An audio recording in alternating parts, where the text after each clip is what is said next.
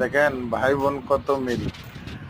ষাঁড় গরুটার বোন হচ্ছে এই কালো মেয়ে বাছুরটা। ওই ষাঁড় গরুটাকে নিয়ে যাওয়া হচ্ছে, সাথে সাথে এই মেয়ে বাছুরটাও একসাথে সাথে চলতেছে। ভাই বোনের মিল জন্ম জন্মান্তরে, কিন্তু কিছু কিছু ভাই আছে বুঝে না।